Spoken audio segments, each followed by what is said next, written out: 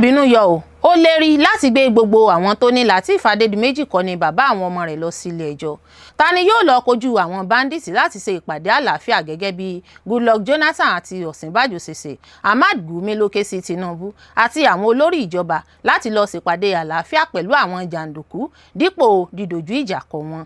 Lẹ́yìn ìpàdé Sẹ́nẹ́tọ̀ Fọlárin pẹ̀lú ààrẹ Tinubu lórí awuyewuye nípa olùdíje sípò gómìnà fẹ́gbẹ́ APC ní ìpínlẹ̀ Ọ̀yọ́, ọ̀pọ̀ àwọn olùdíje Tinubu gbà kámú, ṣùgbọ́n tí Adélabú sì fà kékọ́rí tó ní irọ́ lásán ni kò sọ̀nà ń bẹ̀. Ó gbẹnu tán o, obìnrin ará Canada kan ní kí ọkọ rẹ̀ búra pé òun ò ní ìyànjẹ sí àṣemáṣe tóun bá lè darapọ̀ mọ́ ní Canada. Kò síbi tó dàbí ilé, ẹ padà wá fi ìmọ̀ yín gbé ilẹ̀ bàbá yín lárugẹ. Ààrẹ Tinubu ló ké sí àwọn dókítà ọmọ Nàìjíríà tó wà káàkiri àgbáyé bẹ́ẹ̀. Mo dàbí Jòhánù onítẹ̀bọmi pẹ̀lú bí mo ṣe kúrò nínú ẹgbẹ́ òṣèlú PDP lọ sí APC. Mo ṣí ọ̀nà fún àwọn gómìnà yòókù láti wá sínú ẹgbẹ́ òṣèlú náà. Gómìnà ìpínlẹ̀ Akwa Ibom Umo Ino ló sọ̀rọ̀ bẹ́ẹ̀. Àjọ SOCAPU ti wọ́ mínísítà David Umahi lọ sílé ẹjọ́ látàrí ikú Mary Abila tó kú sí ilé rẹ̀, tí wọ́n sì tún ní kó san 20 bílíọ̀nù náírà owó ìtanràn. Ìbanilórúkọ jẹ́ lẹ̀sùn ìkọ̀wé sílẹ̀ tí wọ́n fi kàn mí. Olúọmọ sọ̀rọ̀ lẹ́yìn tílé aṣòfin Ògùn fagilé ẹ̀sùn tí wọ́n fi kan adarí ilé tẹ́lẹ̀ náà. Olórí Olúwaṣìndárayọ̀ nínú ayé tèmi ni oníròyìn yín. Ẹ gbọ́ àtúpalẹ̀ àwọn ìròyìn náà lẹ́kùnrẹ́rẹ́. Ẹ káàbọ̀ sí ìkànnì Drive TV. Fún ìgbà àkọ́kọ́, ẹ gbìyànjú láti like, share, subscribe kẹ́ ẹ lè máa gbádùn wa lóòrèkóòrè.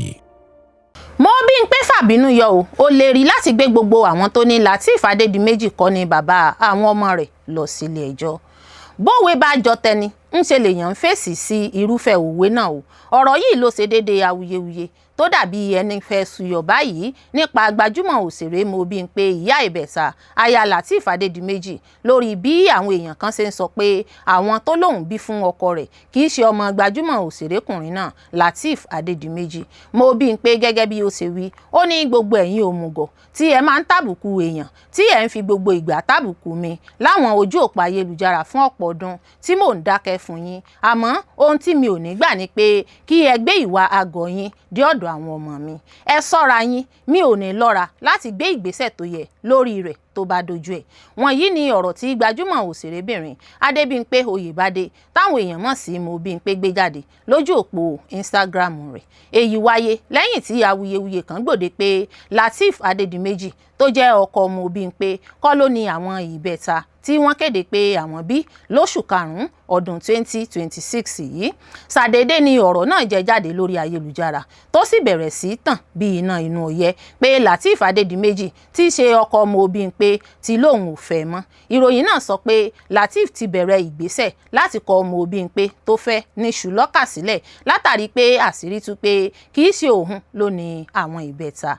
Ẹnìkan tó pe ara rẹ̀ ní Ahmadiyya lójú òpó ayélujára ìkànnì Twitter ló kọ ọ́ síbẹ̀ pé ọ̀kan lára àwọn ìbẹ̀ta náà nílò ẹ̀jẹ̀ nílé ìwòsàn ìjọba àpapọ̀ tó wà nípínlẹ̀ Kwara. Ó ní Lateef fi ẹ̀jẹ̀ sílẹ̀ àmọ́ ilé ìwòsàn kọ ẹ̀jẹ̀ rẹ̀ pé kò bá ti ọmọ náà mu. Èyí ni Ahmadiyya sọ pé ó fà á tí Lateef tí ayé ti ń pè ní bàbá ìbẹ̀ta fi béèrè fún àyẹ̀wò ẹ̀jẹ̀ tí a mọ̀ sí DNA àwọn ọmọ náà. Ó ní àyẹ̀wò náà fi hàn pé òun kọ́ ni bàbá wọn. Èyí ló ní ó fà á tí gbajúmọ̀ òṣèrékùnrin náà fi ní òun kò ní fẹ́ Bímpé mọ́ tó sì bẹ̀rẹ̀ ìgbésẹ̀ ìkọ̀sílẹ̀ pẹ̀lú rẹ̀. Lábẹ́ ọ̀rọ̀ tó kọ náà ló fi fọ́tò sí èyí tó ṣàfihàn Lateef àti Mobímpé tí wọ́n gbé àwọn ìbẹ̀ta dání. Bí ìròyìn náà ṣe di ohun tí wọ́n ń pín kiri lórí ẹ̀ka ayélujára ni ìyá ìbẹ̀ta fi fèsì lójú òpó Instagram rẹ̀ pé káwọn aláhesọ dẹ́kun ìròyìn ẹlẹ́jẹ̀ bí wọn kò bá fẹ́ fi mú kó ata òfin. Adébímpé kìlọ̀ pé òun kò fẹ́ mọ ohun tí ẹni náà pe orúkọ ara rẹ̀,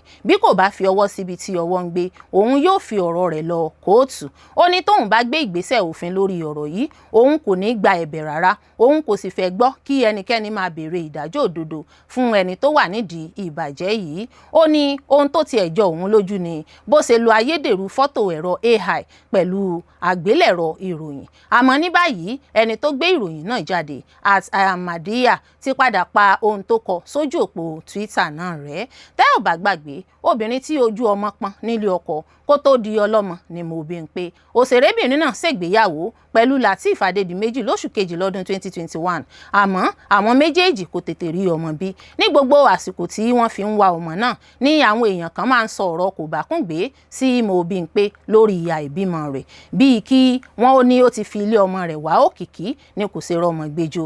Ọ̀tọ̀ nígbà tí ẹnìkan bú pé aṣọ ló fi ń sakọ lórí ayélujára láì ronú pé kò tí ì bímọ láti bí ọdún 3 tó ti ṣègbéyàwó. Ẹnu ọ̀rọ̀ ẹ̀gàn báwọn yìí ni Mo Bímpé wà títí di oṣù karùn-ún ọdún 2026 tí òun àti Lateef kéde pé àwọn ti bí ìbẹ̀ta tí wọ́n jẹ́ ọmọkùnrin. Àwọn Afẹ́nifẹ́re bá wọn yọ̀ títí fún oore Adípèlé náà, kálukú ń lọ kí wọn pẹ̀lú ẹ̀bùn. Ẹkún àìrọ́mọbí sì di ẹ̀rín fún Lateef àti Adébímpé aya rẹ̀. Àmọ́ oṣù kejì lẹ́yìn ìkéde pé àwọn bímọ ni àwọn kan tún bẹ̀rẹ̀ sí gbé kiri pé ọkọ Mo Bímpé kọ́ ló bímọ fún, tí wọ́n tún fi kún pé ìgbéyàwó wọn ti fẹ́ forí ṣánpọ́n. Àmọ́ Mo Bímpé ti ní ìbàjẹ́ lásán ni ọ̀rọ̀ náà, kò sóhun tó jọ bẹ́ẹ̀, yóò sì lẹ́yìn fẹ́ni tóun bá mu torí òun ò fi irú ẹni náà jófin ni. Ta ni yóò lọ kojú àwọn báńdíìtì láti ṣèpàdé àlàáfíà gẹ́gẹ́ bí Goodluck Jonathan àti Ọ̀ṣínbàjò ṣe ṣe? Ahmad Gumi ló ké sí Tinubu àti àwọn olórí ìjọba láti lọ ṣèpàdé àlàáfíà pẹ̀lú àwọn jàǹdùkú dípò dídojú ìjà kọ wọ́n. Onímọ̀ nípa ẹ̀sìn Mùsùlùmí Ahmad Gumi ti béèrè ìdí tí kò fi sí olórí ìjọba kankan tó ti lọ bá àwọn ọmọ ẹgbẹ́ Boko Haram àti àwọn ajínigbé báńdíìtì láti bá wọn sọ̀rọ̀ kí ìwà ipá wọn lè dópin, gẹ́gẹ́ bí àwọn olórí ìjọba tẹ́lẹ̀ ṣe bá àwọn ọmọ ogun Niger Delta sọ̀rọ̀ láti mú àlàáfíà wá sí agbègbè náà. Ó sọ èyí nínú àkọsílẹ̀ kan lórí Facebook ní ọjọ́ Àbámẹ́ta Sátidé. Níbẹ̀ ó rántí bí ààrẹ tẹ́lẹ̀ rí Goodluck Jonathan àti igbákejì ààrẹ tẹ́lẹ̀ Yẹmí Ọ̀ṣínbàjò ṣe lọ sí agbègbè odò ní Niger Delta láti bá àwọn jàǹdùkú níbẹ̀ sọ̀rọ̀ nípa àlàáfíà. Gumi sọ pé ní àwọn àkókò tó yàtọ̀ àwọn olórí méjèèjì wọ̀nyí lọ pàdé àwọn jàǹdùkú náà, wọ́n sì padà pẹ̀lú àwọn ètò tó ṣe ìrànlọ́wọ́ láti dín ìṣẹ̀lẹ̀ ìwà ipá kù ní agbègbè náà. Ó kọ pé ààrẹ tẹ́lẹ̀ Goodluck Jonathan lọ sí ọ̀dọ̀ àwọn jàǹdùkú ní Niger Delta ní agbègbè odò.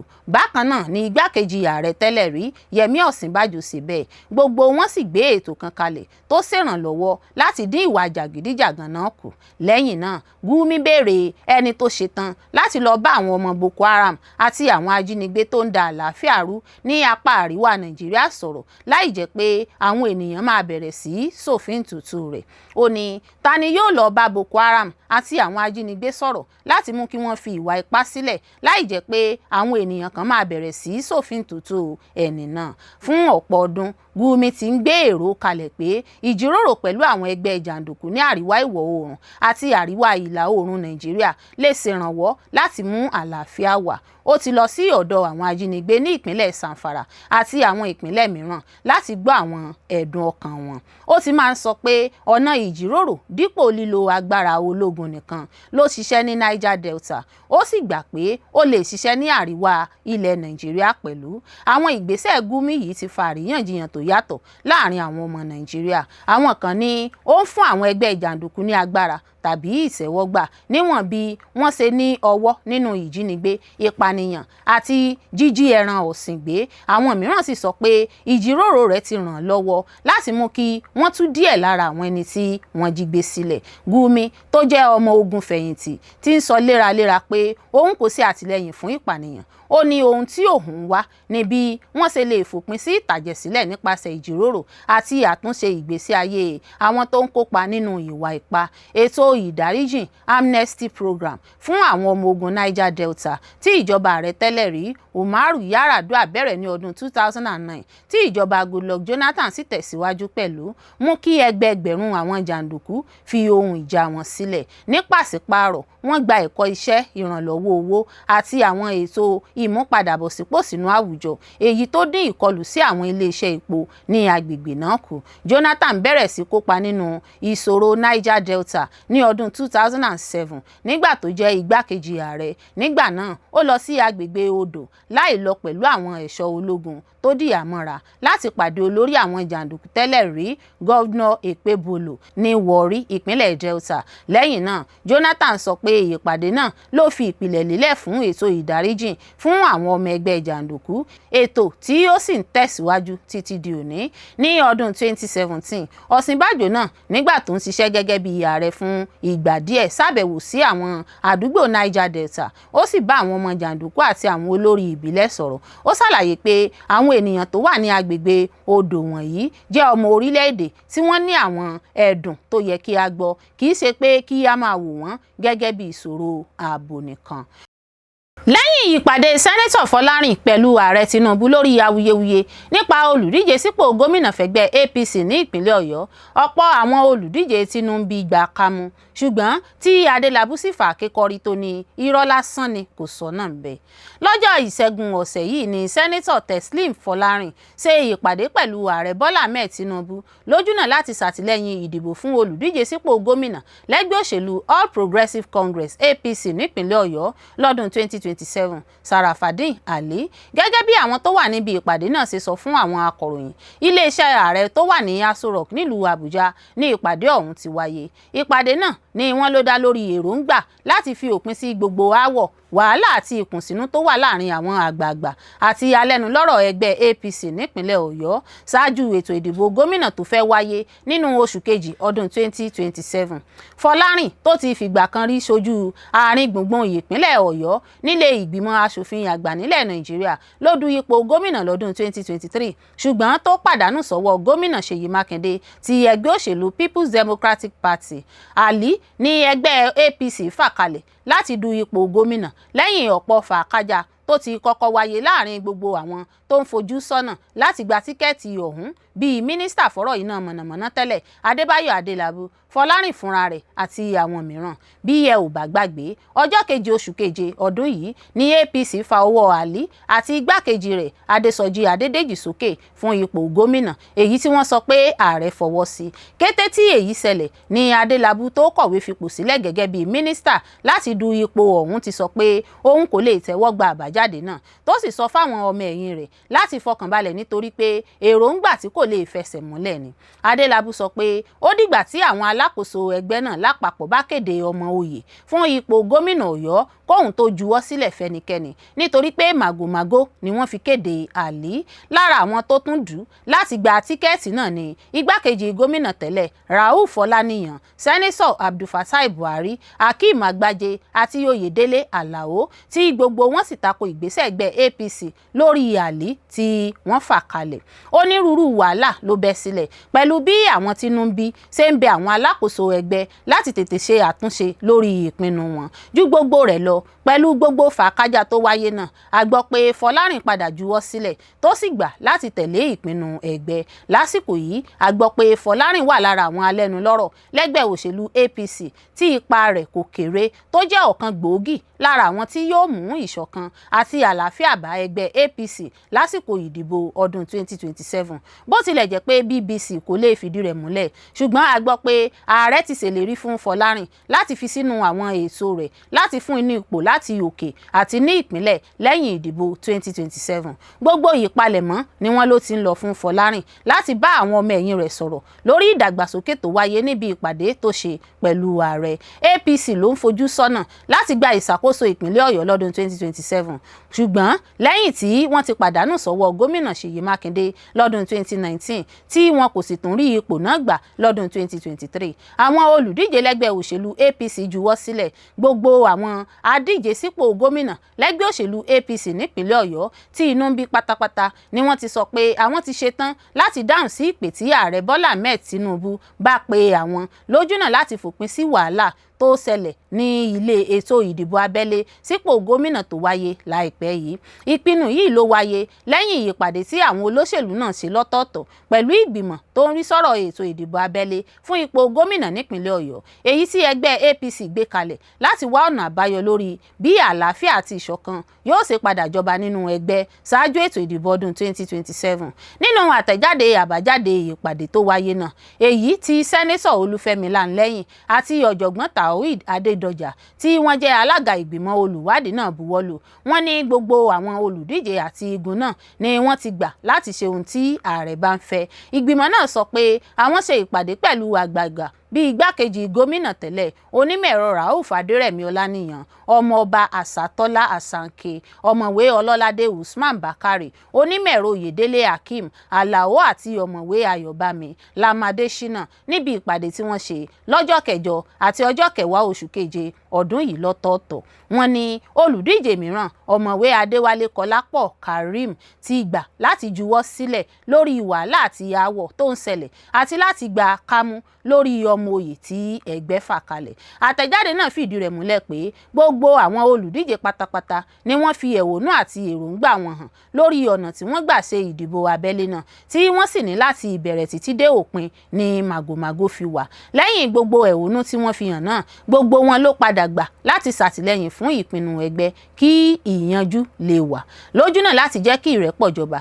Gbogbo àwọn olùdíje ni wọ́n gbà láti bọ̀wọ̀ fún ìpè Bọ́lá Ahmed Tinubu láti jíròrò lórí èròǹgbà àti ẹ̀hónú wọn láti lè fi òpin sí gbogbo aáwọ̀ tó wà nílẹ̀. Ilé ìgbìmọ̀ asòfin ọ̀hún wá fi ọkàn gbogbo àwọn olùdíje pátápátá balẹ̀ wípé gbogbo ẹ̀hónú wọn ni ẹgbẹ́ yóò dáhùn sí láì figbá kan bọ̀ ọ̀kan nínú àti pé àwọn yóò ṣe bó ti tọ́ àti bó ti yẹ. Bákan náà ni wọ́n tún sọ pé àwọn yóò tẹ̀síwájú láti máa bá àwọn olùdíje yòókù sọ̀rọ̀ kí wọ́n lè fi ẹnu kò lórí ọ̀nà àbáyọ. Adélábù fọnmú lórí bí wọ́n ṣe fa àlékalẹ̀. Mínísítà tẹ́lẹ̀ fọ́rọ̀ iná mọ̀nàmọ́ná nílẹ̀ Nàìjíríà Adébáyọ̀ Adélábù ti sọ pé bí wọ́n ṣe kéde Sàràfàdín Àlí gẹ́gẹ́ bí olùdíje tẹ́gbẹ́ òṣèlú APC fà kalẹ̀ kò tẹ̀lé ìlànà. Ó gbẹnu tán o, obìnrin ará Canada kan ní ọkọ rẹ̀ ó búra pé òun ò ní yálè ṣàṣemáṣe tóun bá lè darapọ̀ mọ́ ní Canada. Fọ́nrán fídíò ọkùnrin ọmọ Nàìjíríà kan tí ó búra fún aya rẹ̀ pé òun ò ní yálè tóun bá wá bá ní Canada ló ti di ohun tí àwọn èèyàn ń pẹ̀kẹ́lù lórí ayélujára báyìí lẹ́yìn tó ṣe fídíò náà tí ó fi búra pé òun ò ní hu ìwà kò tọ́ sí aya rẹ̀ nígbà tí ó bá darapọ̀ mọ́ ní orílẹ̀-èdè Canada. Nínú fídíò náà, ọkùnrin ọ̀hún sọ pé bí òun bá dé Canada tí òun sì ṣe aláìṣòótọ́ tàbí ṣe àṣemáṣe sí aya rẹ̀ kí ikú pa òun ní orúkọ Jésù Kristi Násárẹ́tì. Ńṣe ló ṣe ìbúra náà lẹ́ẹ̀mejì ọ̀tọ̀ọ̀tọ̀ láti fi hàn pé ó ṣe pàtàkì gan-an sí i. Nígbà tó ń bá aya rẹ̀ sọ̀rọ̀, ó pè é ní aya mi olólùfẹ́ àti ìyá àwọn ọmọ mi. Ó jẹ́wọ́ pé aya rẹ̀ ti lo ọdún 3 gbáko láti tọ́jú àwọn ọmọ láìsí ìrànlọ́wọ́ rẹ̀. Ó sì bẹ̀ pé kó dárí gbogbo ohun tó ṣẹlẹ̀ tẹ́lẹ̀ jí òun kí wọ́n lè kọ́ ilé aláyọ̀ náà pọ̀. Ó tún ṣe ìlérí pé òun kò ní kọ aya rẹ̀ sílẹ̀ tàbí béèrè ìkọ̀sílẹ̀ láéláé. Gẹ́gẹ́ bí ó ṣe sọ, ohun tó ṣe pàtàkì jùlọ fún òun ni ayọ̀ aya rẹ̀, ohun ìlera àwọn ọmọ wọn, kì í ṣe ohun tí àwọn ènìyàn lè sọ. Ní ìparí fídíò náà, ọkùnrin náà ṣàlàyé pé ayọ̀ òun ló ní kóun fi fọ́nrán fídíò ìbúra náà síta ní gbangba gẹ́gẹ́ bí ẹ̀rí pé òun nífẹ̀ẹ́ rẹ̀, òun sì lè gbẹ́kẹ̀lé kí ó tó lọ bá ní Canada.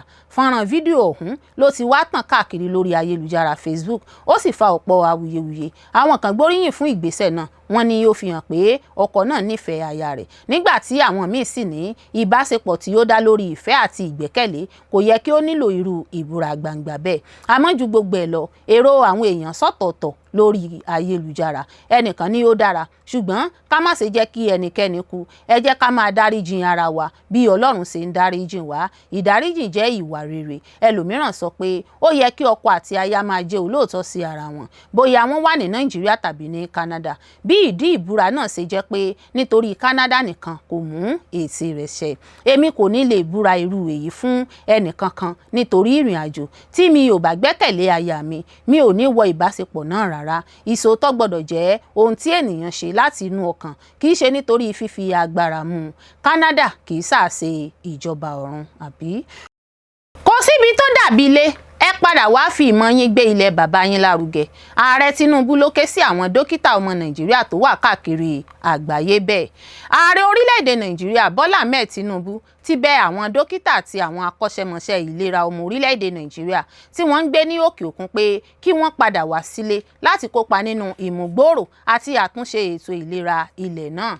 Ààrẹ tún sọ pé kò yẹ kí a faramọ́ òṣì. Ó sì ṣèlérí pé ìjọba òun yóò máa ṣiṣẹ́ takuntakun láti mú ìgbésí ayé àti àlàáfíà àwọn ọmọ Nàìjíríà sunwọ̀n sí i. Tinubu sọ èyí ní ọjọ́ Ẹtì nígbà tó gba àwọn ọmọ ẹgbẹ́ Nigerian Diaspora Medical Association lálejò tí olùdarí gbogbogbò Nigerians in Diaspora Commission Àbíkẹ́ Dábírí Eréwà kó wá sí ilé ìjọba ní Àbújá.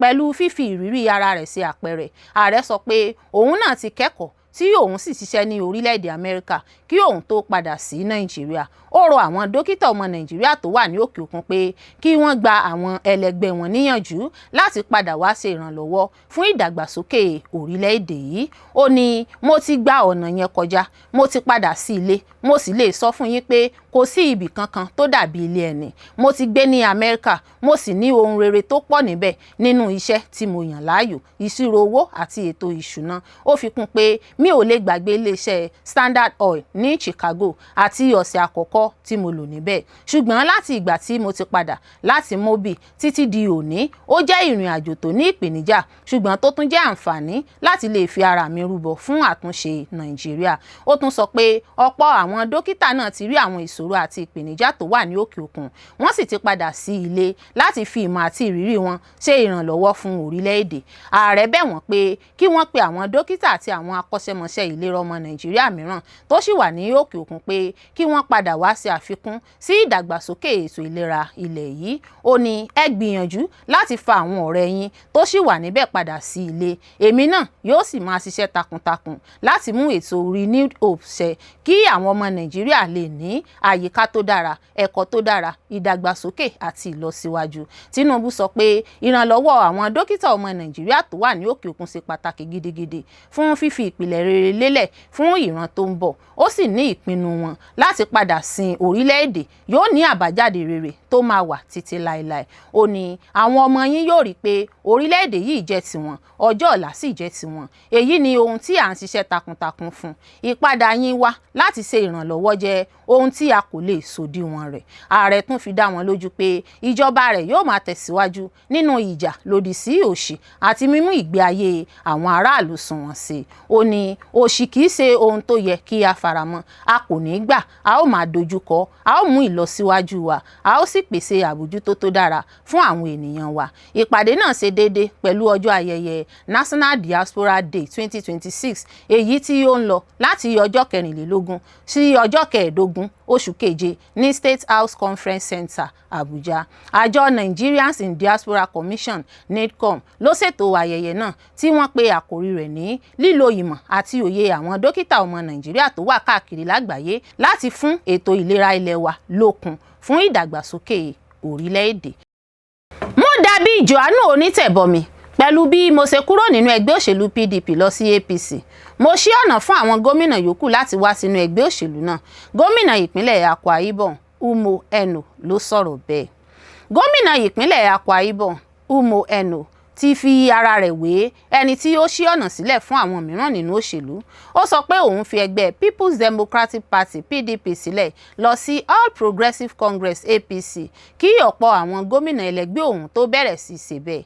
Ẹnu sọ èyí nínú ìfọ̀rọ̀wánilẹ́nuwò kan lórí TVC ní ọjọ́ Ẹtì níbi tí ó ti dáhùn sí àwọn tó ṣòfin tó ìpinnu rẹ̀ láti kúrò ní PDP ní àárọ̀ ọjọ́ tí ó sì ṣàlàyé ìdí tó fi ṣe bẹ́ẹ̀. Gómìnà náà sọ pé ìpinnu náà jẹ́ ohun tóun ronú jinlẹ̀ lé lórí. Ó ní kò sí ohun tó burú nínú dídarapọ̀ mọ́ ẹgbẹ́ tó lè mú ìdàgbàsókè àti owó ìrànlọ́wọ́ wá fún ìpínlẹ̀. Ó ní ènìyàn kò lè máa jìyà ebi ní gbogbo ìgbà. Kí ló dé tí a ó fi kọ ohun rere? Ìjọba náà ti ń ṣe dáadáa, owó ń wọlé, ìpín owó ìjọba ń wọlé, èyí sì ń jẹ́ ká lè ṣiṣẹ́ fún àwọn ènìyàn wa. Nítorí náà mo ní láti ṣe ìpinnu náà, ó sì jẹ́ ìpinnu tí mo ronú dáadáa lé lórí. Ino tún sọ pé wíwá ààrẹ ilé ìgbìmọ̀ asòfin àgbà Godswill Akpabio ẹni tó jẹ́ Akwa Ibom bíi rẹ̀ sínú APC tún ní ipa nínú ìpinnu rẹ̀. Gẹ́gẹ́ bí ó sì sọ, bí òun bá dúró nínú ẹgbẹ́ mìíràn ó lè fa ìjàkadì òṣèlú tó lè ba àlàáfíà ìpínlẹ̀ náà jẹ́. Ó ní ààrẹ ilé ìgbìmọ̀ asòfin jẹ́ ọmọ Akwa Ibom, mi ò mọ bí àlàáfíà tá a gbádùn yóò ṣe wà tí èmi bá wà nínú ẹgbẹ́ kan tí òun sì wà nínú ẹgbẹ́ míì. Gbogbo ènìyàn a máa fẹ́ ja ìjà òṣèlú ìpínlẹ̀ náà. Nípa bí ó ṣe kúrò ní PDP, gómìnà náà sọ pé òun ti rí tẹ́lẹ̀ pé ẹgbẹ́ náà kò ní ṣe àtìlẹ́yìn fún ìdìbò rẹ̀ nígbà náà, bó tilẹ̀ jẹ́ pé ọ̀pọ̀ ènìyàn kò gba ọ̀rọ̀ yẹn gbọ́ nígbà náà. Ó sọ pé mo rí i pé pẹ̀lú bí PDP ṣe ń lọ nígbà yẹn, kò sí ẹni tí yóò fọwọ́ sí ìwé ìdíje mi fún ìgbà kejì. Àwọn kan ni mo yára ṣe ìdájọ́, ṣùgbọ́n ọ̀kan lára àwọn àdámọ̀ olórí rere ní agbára láti rí ohun tó ń bọ̀ kí àwọn míì tó rí. Ino sọ pé ohun tóun sọ nígbà náà ti ṣẹlẹ̀ báyìí nítorí pé ọ̀pọ̀ àwọn gómìnà tí wọ́n jẹ́ ọmọ ẹgbẹ́ PDP ti darapọ̀ mọ́ APC. Ó ní lónìí ẹ lè rí ẹni tó máa fọwọ́ sí àwọn fọ́ọ̀mù náà mọ́. Inú ẹgbẹ́ wọn ni èmi ìbá ti díje. Ó fẹ́rẹ̀ jẹ́ pé gbogbo àwọn gómìnà PDP ló ti fi ẹgbẹ́ náà sílẹ̀. Nígbà náà àwọn kan ní mo yára jù, ṣùgbọ́n báyìí ó fẹ́rẹ̀ jẹ́ pé gbogbo wọn ti darapọ̀ mọ́ APC. Àwọn kan sì ti wà pẹ̀lú mi nínú ẹgbẹ́ náà. Ó fi ara rẹ̀ wé Jòhánù Oníṣẹ̀bọmi, ẹni tó ṣí ọ̀nà sílẹ̀ fún àwọn mìíràn. Ó ní mo sọ fún wọn pé mo débi Jòhánù Oníṣẹ̀bọmi láti ṣí ọ̀nà fún yín. Gómìnà náà fi kún pé bí àkókò ṣe ń lọ ni a fi mọ ẹni tó jẹ́ olórí gidi. Ó sọ pé àwọn ìṣẹ̀lẹ̀ òṣèlú tó ń ṣẹlẹ̀ ní orílẹ̀-èdè báyìí ti fi hàn pé ìpinnu òun tọ́. Ó ní àkókò ló máa fi hàn bóyá olórí jẹ́ olórí gidi tàbí bẹ́ẹ̀ kọ́. Ohun tó ń ṣẹlẹ̀ ní orílẹ̀-èdè yìí lónìí ti fi hàn pé díẹ̀ lára wa ṣe ìpinnu tó tọ́. Ó yẹ kí àwọn ènìyàn lè ní ìrẹ̀lẹ̀ láti sọ pé ẹ má bínú, a ṣe àṣìṣe ìgbésẹ̀ rẹ̀ lóòótọ́, ṣùgbọ́n ìwà ènìyàn máa ń mú kí ìbéèrè ìdáríjìn ṣòro. Ó tún pé àwọn tó ń bu ẹnu àtẹ́ lù láti wo iye àwọn gómìnà tó ṣàtakò sí ìpinnu rẹ̀ tí wọ́n sì wà nínú PDP títí di òní. Nípa ìṣàkóso rẹ̀, Ino sọ pé àlàáfíà ni ohun tó ṣe pàtàkì jùlọ fún òun. Ó ní kò sí iye owó tàbí irú ẹbọ tí òun kò ní ṣe láti dáàbò bo àlàáfíà Akwa Ibom. Ó sọ pé ní tèmi ó yẹ kí o mọ ibi tí o fẹ́ mú àwọn ènìyàn rẹ dé. Kò sí iye tí mi ò ní san fún àlàáfíà ìpínlẹ̀ yìí, torí a lè mọ bí ìṣòro ṣe ń bẹ̀rẹ̀ ni, ṣùgbọ́n a ò lè mọ bí yóò ṣe parí. Ó kìlọ̀ pé bí a kò bá yanjú ìṣòro ní kùtùkùtù, ó lè kọjá agbára ìṣàkóso, gẹ́gẹ́ bí ó ti ṣẹlẹ̀ ní àwọn apá kan ní orílẹ̀-èdè. Ó fi ọ̀rọ̀ náà wé ẹni tó ju òkúta sínú ọjà tí kò mọ ẹni tí òkúta náà yóò bá. Ino sọ pé ìṣọ̀kan tó wà láàrin àwọn olórí Akwa Ibom jẹ́ kí ó ṣòro fún agbára láti òde láti fa ìṣòro wọlé. Ó sọ pé òun àti Godswill Akpabio ń ṣiṣẹ́ pọ̀ pẹ̀lú àlàáfíà. Ó ní láàrin èmi àti ààrẹ ilé ìgbìmọ̀ aṣòfin a wà ní àlàáfíà. Mo máa ń bá a sọ̀rọ̀, mo sì máa ń bá a jíròrò lórí àwọn ọ̀pọ̀ ọ̀rọ̀. Kò sí ìforígbárí láàrin wa. Òun ń ṣiṣẹ́ ní Àbújá, èmi ń ṣiṣẹ́ ní Uyo. Ohun tó bá rí tó lè ṣe àǹfààní fún ìpínlẹ̀ wa ó máa ń gbé wá, èmi náà sì máa ń ṣe bẹ́ẹ̀. Nípa ìbáṣepọ̀ rẹ̀ pẹ̀lú àwọn gómìnà tẹ́lẹ̀ ní Akwa Ibom, Ino sọ pé òun kò tàbùkù ẹnì kankan, bó tilẹ̀ jẹ́ pé àwọn kan ti bu ẹnu àtẹ́ lu òun ní gbangba. Ó ní ẹ fi ọlá fún wọn, wọ́n ti jẹ gómìnà rí. Mò ń bọ̀wọ̀ fún gbogbo àwọn gómìnà àtijọ́ láì yọ ẹnikẹ́ni sílẹ̀. Kò sí ẹni tó lè sọ pé mo ti sọ ọ̀rọ̀ búburú sí òun rí. Bí wọ́n bá sọ ohun tí mi ò fẹ́ràn, mo máa ń fi sílẹ̀ lọ ni. Ó fi ìhùwàsí rẹ̀ wé ọmọ kékeré tí bàbá rẹ̀ bá wí tó máa ń lọ sunkún nínú yàrá dípò kó dáhùn. Ó sọ pé ìwà yìí jẹ́ nítorí ìtọ́ni àti ẹ̀kọ́ tóun gbà láti ilé, kì í ṣe nítorí òṣèlú. Ó ní ó dàbí ọmọ kékeré tí bàbá rẹ̀ bá bínú sí, ọmọ náà lọ sunkún nínú yàrá, kò ní dúró láti bá bàbá rẹ̀ jiyàn. Èyí jẹ́ ọ̀rọ̀ àṣà, ẹ̀kọ́ àti agbára láti mọ̀ bí a ṣe ń ṣètò àwọn ipò tó yàtọ̀. Àjọ Sokapu ti wọ́ mínísítà David Umahi lọ sílé ẹjọ́ látàrí ikú Mary Abila tó kú sí ilé rẹ̀, tí wọ́n sì tún ní kó san 20 bílíọ̀nù náírà owó ìtanràn. Àjọ Southern Kaduna People's United Association Sokapu, àjọ tí wọ́n forúkọ rẹ̀ sílẹ̀ gẹ́gẹ́ bí Incorporated Trustee, ti gbé David Umahi lọ sí ilé ẹjọ́ gíga àpapọ̀ tó wà ní Kaduna lórí ikú Mary Abila, nọ́ọ̀sì kan tó kú nígbà tó wà lẹ́nu iṣẹ́ pẹ̀lú àwọn ẹgbẹ́ olùtọ́jú ìlera mínísítà náà.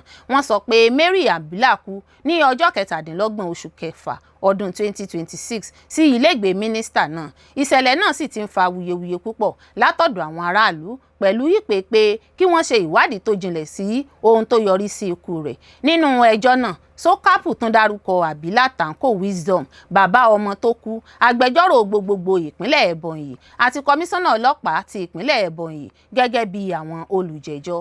Àjọ náà ń bẹ ilé-ẹjọ́ pé kí ó pàṣẹ kí wọ́n ṣe àyẹ̀wò òkú autopsy lórí ara Mary Abila láti mọ ìdí ohun tó fa ikú rẹ̀. Wọ́n tún béèrè fún owó ìtanràn tó tó 20 bílíọ̀nù náírà lọ́wọ́ mínísítà David Umahi nípa ohun tí wọ́n ṣàpèjúwe gẹ́gẹ́ bí àìṣe ojúṣe ìtọ́jú tó yẹ nígbà tí ọmọ náà wà lábẹ́ àbójútó rẹ̀. Ìgbésẹ̀ òfin yìí tẹ̀lé àwọn ìṣẹ̀lẹ̀ tó ṣẹlẹ̀ ṣáájú níbi tí ọlọ́pàá ìpínlẹ̀ Ebonyi ti sọ pé àwọn máa ṣe àyẹ̀wò òkú náà, bó tilẹ̀ jẹ́ pé àwọn kan nínú ẹbí ẹni tó kú sọ pé àwọn kò faramọ́ ìpinnu náà. Ní apá kejì, mínísítà David Umahi náà ti kọ lẹ́tà sí kọmíṣánná ọlọ́pàá ìpínlẹ̀ Ebonyi níbẹ̀rẹ̀ pé kí wọ́n ṣe àyẹ̀wò òkú náà gẹ́gẹ́ bí ara ìgbésẹ̀ láti mọ ohun tó fa ikú nọ́ọ̀sì náà. À ń retí pé ẹjọ́ yìí yóò ṣàlàyé àwọn ọ̀rọ̀ òfin tó ní ṣe pẹ̀lú ojúṣe ìtọ́jú àti bí a ṣe lè fi ìlànà ẹjọ́ àti ìwádìí mọ ìdí ohun tó ṣokùnfà ikú rẹ̀. Títí di àkókò tí à ń kó ìròyìn yìí jọ, ilé ẹjọ́ kò tí ì kéde ọjọ́ tí